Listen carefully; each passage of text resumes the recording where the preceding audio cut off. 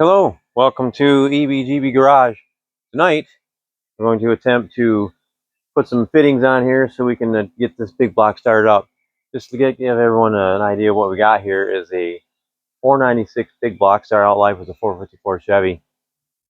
We have stroked and poked it and put a little bit of a camshaft in it, and hopefully one day we'll get this thing to run.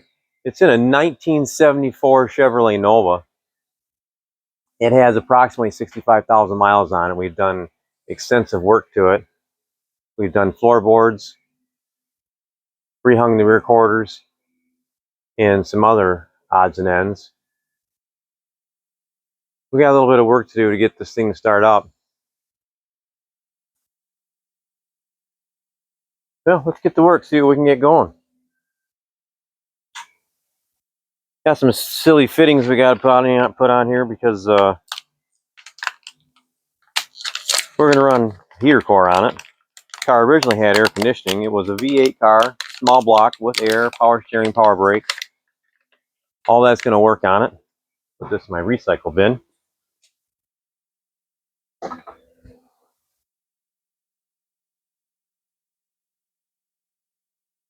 Anytime you're using any kind of pipe fittings,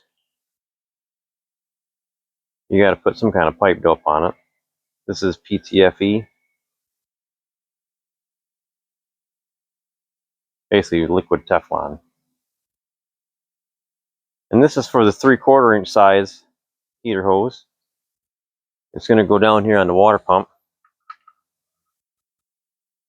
And then we'll put a cap on it, a rubber cap, so that we can start the engine up in place and not have everything hooked up yet. I just want to hear it run. It's been about a year. I've got 3 years into this project so far, and I'm trying to get this accomplished very quickly because I'm getting tired. Find the right tools, maybe I can get this going. Here we go.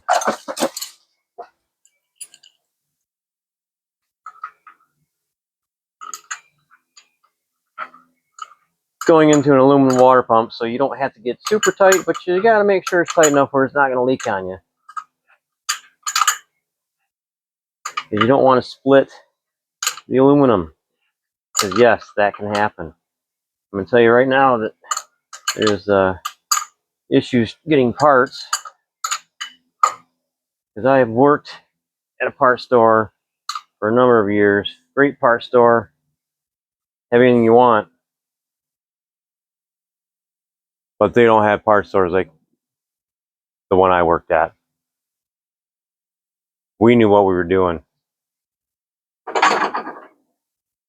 All the old-fashioned mom and pop stores are pretty much out of business. And those are the guys that know what they're doing. I don't work there anymore. I went back to school. I got an engineering degree. So I'm an engineer. But this is my true passion, working on these cars. All right, we've got that on there. Let's see if we can find a cap. It's the rubber cap. Put that on there, and we'll put a hose clamp on it. And then we get the car going. We'll get the heater hoses all put on there. It'll be just fine. Just made a mess. That's great. We want a size 12, which I just found. So I can find my quarter ratchet with my socket I need. I'm not seeing it.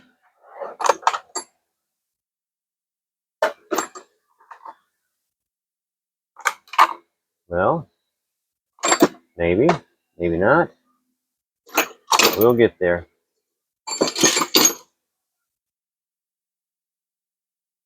We'll use this one. As soon as I hook this one up, I'm going to find what I want. That's how it always is, right? You always find what you want after you found another way. I like to peel these stickers off because I think it looks tacky with them on. And who knows?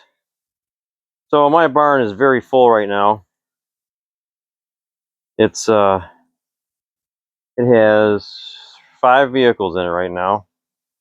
And according to the thermometer in my Jeep on the way out here, it is 21 degrees outside. So I've got my hat on. I'm a little chilly.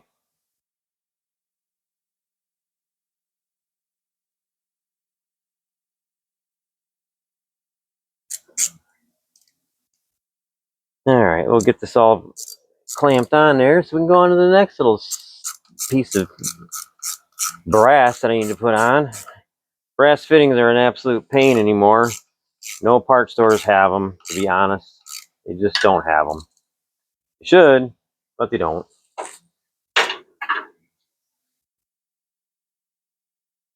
So this brass fitting back here, I don't like the way it is. I'm going to put a street elbow on it to get it to go in a direction I would prefer. Oh boy, I thought it was going to come apart.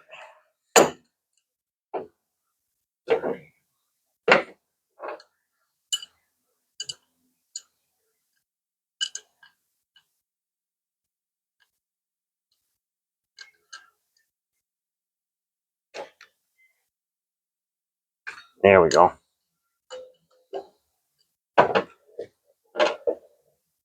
So hopefully in these videos I'll be able to show you different things with this car and 2 other cars that are over there. I've got a 2012 Camaro over there that I need to change the oil on this spring and do a transmission filter and fluid in it. And I have a 82 Firebird over there. That's my wife's car. Hopefully she put a few more miles on it, but that car is pretty nice. I totally did that one. I rebuilt the engine. I did all the body work on it, floorboards, put the engine back in it, redid the upholstery,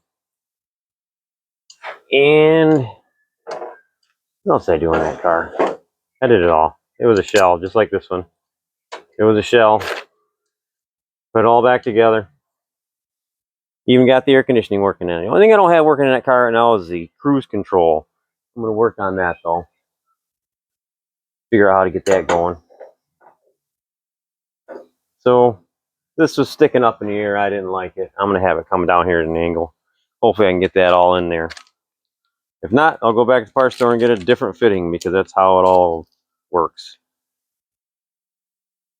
Absolutely insane. What you can't get what you want. You can. You have to order online. Online. Pay for shipping.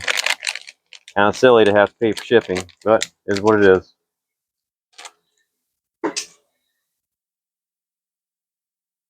All right.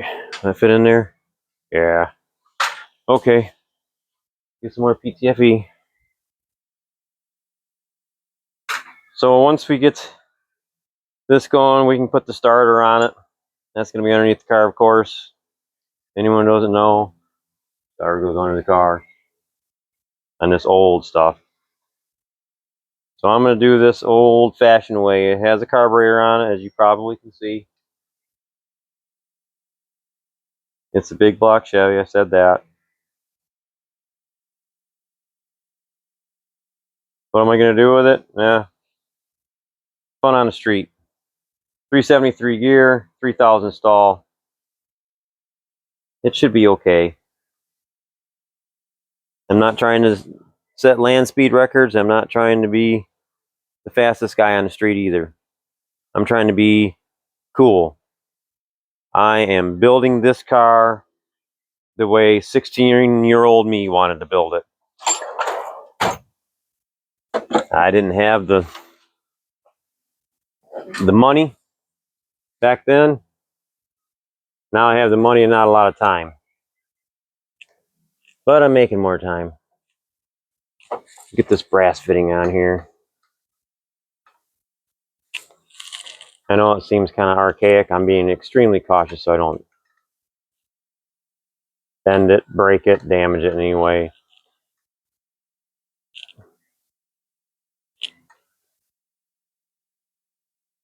And this fitting will eventually go to a hose that will feed the vacuum modulator on the transmission. And I don't think I said, but the transmission is a 400 turbo hydromatic I've had forever, and it's been in this car before. And then I had a Chevy truck that I pulled a travel trailer with and smoked the transmission in it, so I put it in there for a while. And I took it back out and I got it back to go in this car.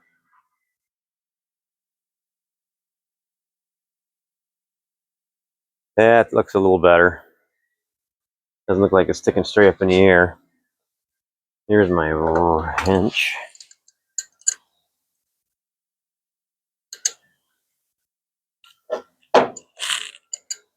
So a little bit more about me. I was an auto mechanic, a certified auto mechanic. My junior year in high school, I think. Passed all the tests. I had 3 years of auto mechanics in high school. That's where I learned everything with cars. And I eventually ended up at a parts store that had a machine shop. And yeah, I didn't bore this one, but I've done them.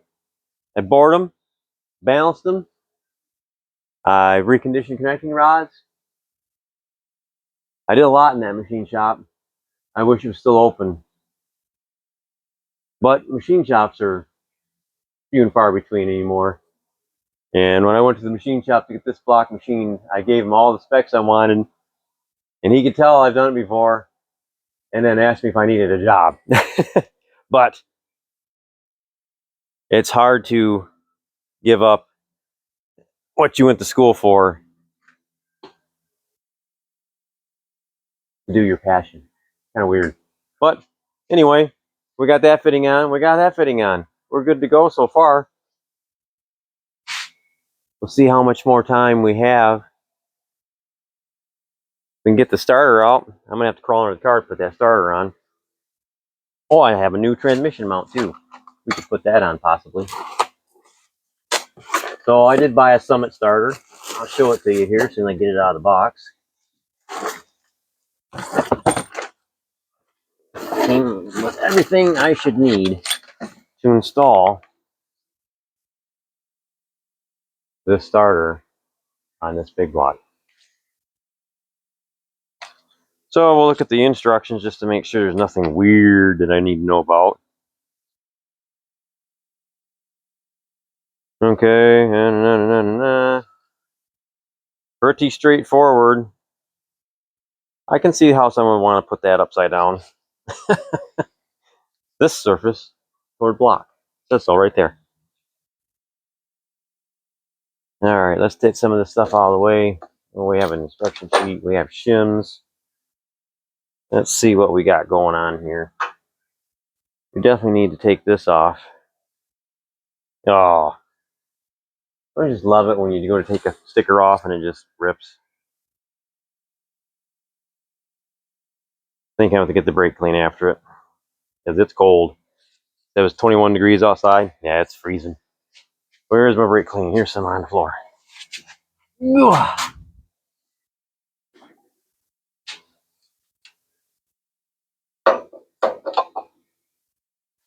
Never fails. Parts stores, they have some of the old guys that know what they're doing. I shouldn't pick on the young guys, but they don't know, and they're not being trained well. It's not their fault. But some of the things they do, if I did that when I worked parts store, my boss would kill me. I would have been in the office, being talked to, and being told to be better. But is what it is. Crazy to think that people still watch racing and NASCAR and NHRA, and nobody works on their stuff anymore. They can't. They can, but it's very complicated. And without a scanner on a new vehicle, you're pretty much dead in the water unless you're just doing basic maintenance. Changing the oil, changing fluids, changing shocks or struts, whatever you got on it. I mean, my gosh, just to change brakes now, you have to have a scanner. I guess you don't really have to have one, but it's designed so that you can scan to tell it, oh, I'm taking the brake pads off. You need to reset. So that's what they do. Oh, well. It's progress, I assume. Alright, that looks cleaned up. Let's see if there's anything in the instructions that we need to know about. Because I've never installed one of these high torque starters. It's good for like 15 to 1 compression. I don't have that much. I've got like 12 and a half. No, I'm sorry. 10 and a half. 12 and a half would be a pipe cream. No big deal. It's just a test report saying that it passes all their inspection and it has all this torque. Well, we'll see when we get to start it. So, more about this car. We have a 6-quart Moroso oil pan on this engine. Transmission has a shift kit in it. Rear end I rebuilt myself. I put it all together, took it all apart. The only thing in the rear end that is GM is the housing. It's 10-bolt Chevy. The rest of it is all aftermarket stuff with a posi unit and Mosier axles. And I still have drum brakes on the back. I have discs on the front. Power brakes. See that back over there. Power booster and a master cylinder. I had to get this little small power booster to fit in there because this big block took up so much room. My original power booster wouldn't fit.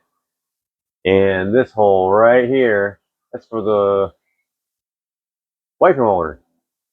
And hopefully I don't have to move too much. I got to do something with the accelerator cable because it's definitely in the way of the wiper motor. So we'll have to move that out of the way. I'll have to do something. Figure something out. We just go with the flow. Kind of weird. It's just normal bolts. I'm used to having starter bolts that have a knurl on them to help center the starter. That's very odd for me. So in case you have to run diagonal, it comes with another. That is the craziest thing I've ever seen. Okay. Well, I'm gonna move something out of the way and see if I can't get this starter to bolt on. Oh, there's there's washers too. Okay. Well, I don't know, guys. We'll see how this goes. I hate it when they do this. You have one regular bolt and one socket head cap screw. Normal bolts, socket head cap screw. 2 different tools. Kind of terrible. Alright, guys. Let's see how we can do here. Moving stuff out of the way so I can crawl under this car. I'm not going to take you under there with me. I don't think you need to see that. But if anyone has questions, ask away. I'll be more than happy to answer your questions to the best of my ability. I have many years of knowledge working on these older cars. Newer cars, not so much. But I understand a lot of it.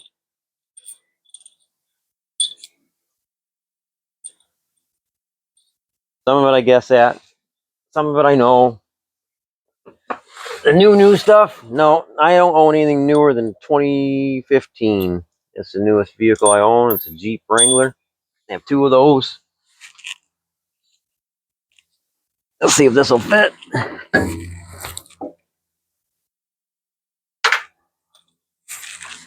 Pretty sure I need to use this short one. Yeah. Well, I could use both. I could use either one. I'm going to go with the longer bolt. Just because it seems like it'd be easier and I only have to have one tool. That's my objective. One tool. I hope I can figure out how to get this in there. Because it's kind of tight in here.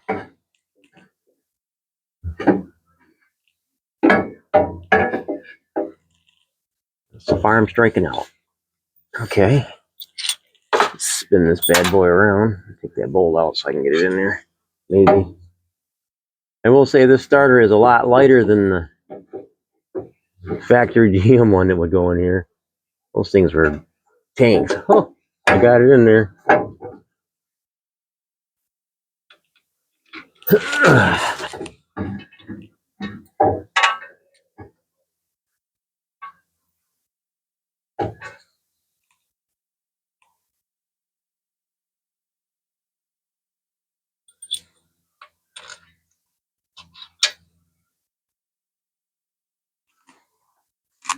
All right.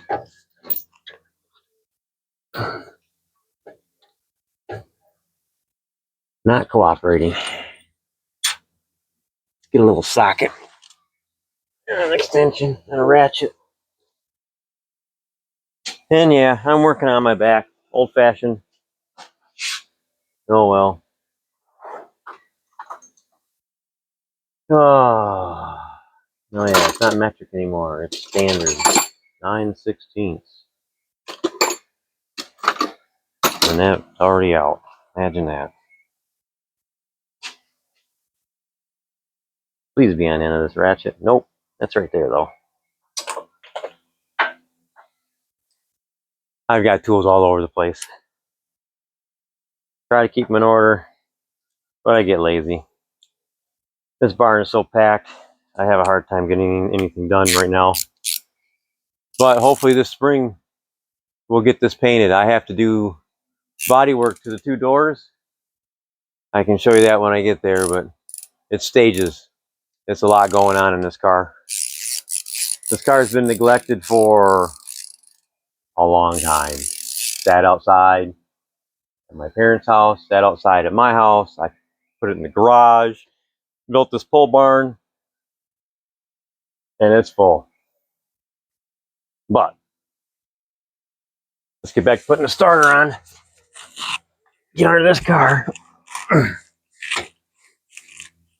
Car's not that high in the air. There's not a ton of room. Just enough to let you get under it. Okay, we got one bolt started. Oh, we do not. Take that back. We're going to go in further. I'm going to have to run a tap in that hole because it was not wanting to start.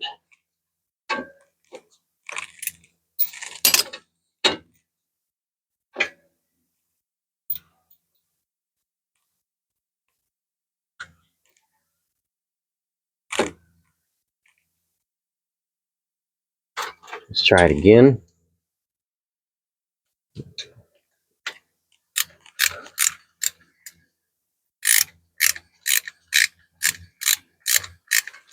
All right, seems to be going now.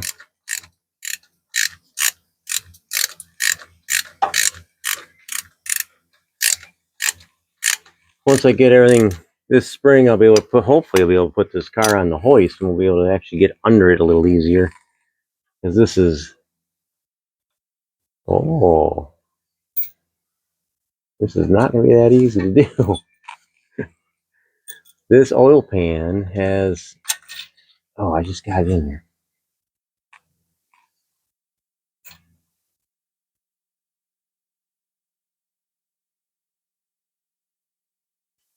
Because this oil pan is a 6-quart oil pan, it has little wings on it. And it makes it a little harder to get stuff in there. It's alright, we got it going. So yeah, well, this spring we'll get the Firebird out and we'll change the oil and filter on the Camaro and get that transmission filter and fluid done. And then we'll get the Firebird in here and we'll do an oil filter and oil change on that. Almost got it. I know it's kind of boring to sit there staring at an engine with some guy narrating, but right now that's what we're going to do. And we're going to see how that works. It's easier for me to just sit back and watch some videos, but I gotta come out in the barn, do some work. That's okay. I'm sharing all my work with you, and hopefully one day I'll get this done, and maybe, just maybe, I can inspire someone to build their own car. Okay, starter's on. I'm gonna save these shims just in case. Don't know if I'm gonna need them. I'll know more when I get to fire this bad boy up. So I'm gonna use this brand new starter button I got from you know where. I'm gonna use this. I'm gonna have a battery sitting down here. And I'm gonna have a small fuel cell that come off a boat, and I'm gonna hook that up to the fuel pump. And I'm gonna have the radiator on and core support. And we're gonna fire this thing up. Open headers in the barn. I have it over there where the truck and the Tahoe are at. Tahoe is gonna be my next project. That's why I want to get this one done. Okay, guys. I know it doesn't seem like we've done a lot tonight, and we really haven't. This is just to give you some more information about the engine. This is an 870 Holly Street Avenger 4-barrel. Vacuum secondary, it's electric choke. We have a Hawaiian Stealth intake. It's a dual plane with a notch in it. So you get a little more high RPM out of it, but you get a little torque out of it. I mean, you got to remember, this is a street car that we're going to drive. We're not trying to make a show car. We're trying to make a car on the street. People say, that's a nice car. And I've done that. My Camaro's been totaled twice. Hit 2 deer with it. I fixed it. It's now a fake ZL1. It's got a V6 in it. But hey, it's my car. I don't care. It's fun to drive. People go, oh, why would you buy a car with a V6? Why would you buy a Camaro with a V6? Well, one, it's 323 horse. That's a lot. That's a lot for me. Because back when I was a kid, the engine that was this thing that was in here, the V8, a 350 Chevy, put out like 150 horse, I think, max. And the V6 over there, 323. The V8 that was in this, miles per gallon, it got about 12, 14 max. That Camaro, it's 29. That's pretty cool. All right, we got the fuel filter on right here. I bent this line right here. This is a purchased part, this fuel line. This is a dual inlet carburetor. I have to get some more brass fittings to get the fuel line hooked up to the fuel pump. I have a 100 gallon per hour fuel pump, mechanical fuel pump at that. Not running electric. The only thing that I have electric on this car is going to be the blower motor and the 2 electric fans that's going to pull through this cold case radiator I purchased. Both bought as a kit. Distributor back there, you can see it's got a red cap on it. And it looks like a points distributor. Well, it's a Mallory Unilite. I bought that years ago. Put it in my S10. My S10 had a V8 in it. That was fun. So we're going to put that on there. And the bad thing is to get plug wires to fit here, I wanted to go the yellow plug wires, the XL plug wires, because, hey, I'm 16 years old again. That was cool, right? So I have to cut the wires to fit and put ends on them. So I can't find my tool here in this house. So I think it's at another place I work at. And I'm going to try to find it this weekend so I can get the wires cut and put on. And I have to get spark plugs for it because we have Summit Racing aluminum heads on it. They're made by Airflow Research. I got AFR stickers with it and AFR information. So Airflow Research, and they take a gasketed plug. I guess all big blocks do, but my dually doesn't. It has a tapered seat, but it's newer. It's a 98.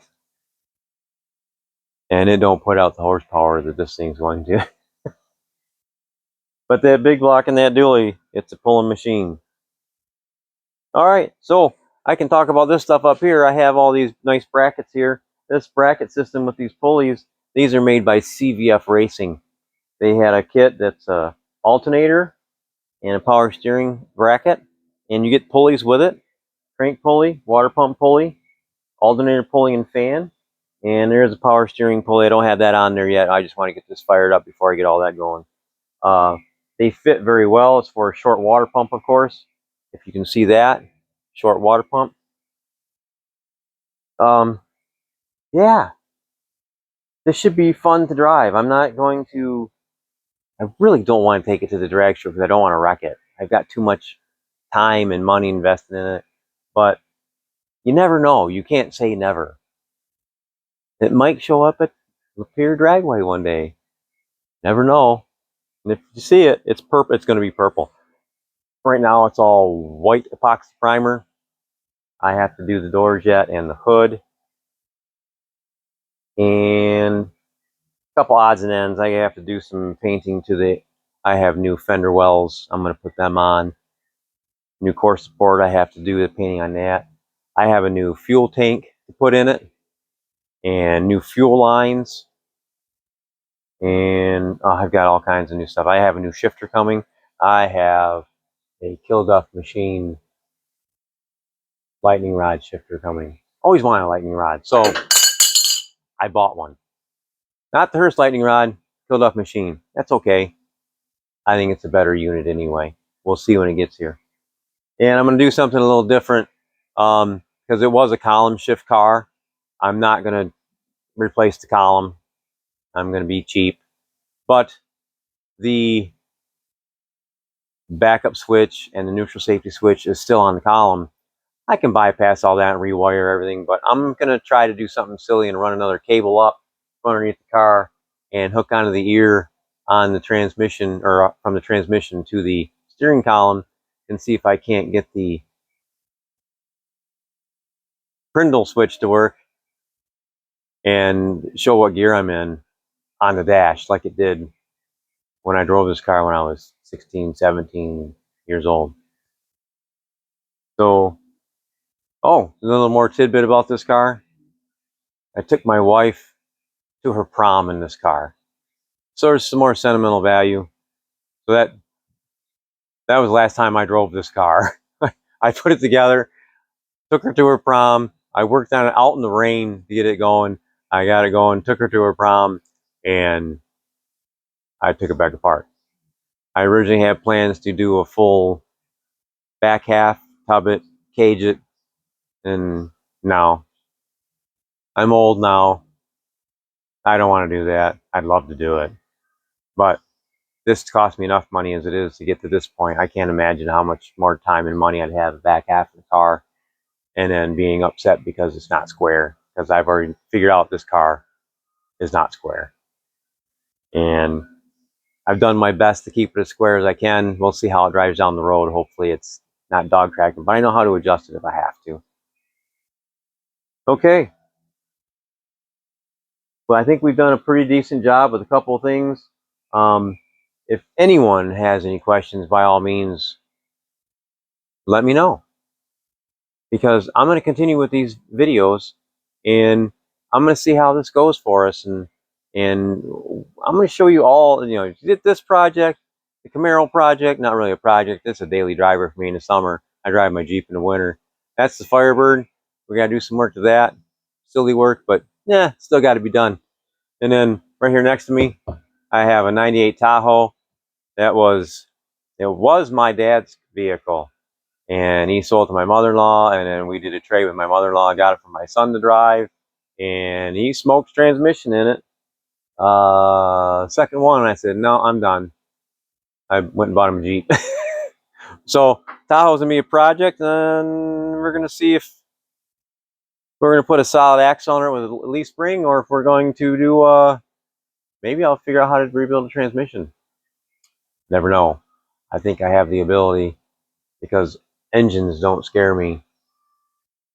Because I had the machine shop bore this, And I brought it home and mock assembled it and file fit all the rings and clearance the block for the rods to swing through without hitting anything. And then I took it back, had them clean it, and put cam bearings and soft plugs and stuff in it because I didn't want to deal with that. But yeah, trust me, I know what I'm doing. And if I don't know what I'm doing, somebody out there does know what I need to do. And I can call somebody because I've got friends in good places. And I've already contacted him a couple times, asked him some, I call them stupid questions, but is what it is. It's a question. And they always say there's no such thing as a stupid question because if you don't know, ask. That's how it's supposed to work. So with that, I'll let everyone go. Please stay tuned and see how we're doing with this project and the other projects. Hopefully I get the rest of my tools and we'll get this thing buttoned up, get it fired up, and let you listen to it. Here's this big block roar. I've had this engine for, I had the block, I had bought the whole engine. I've had it for a long time.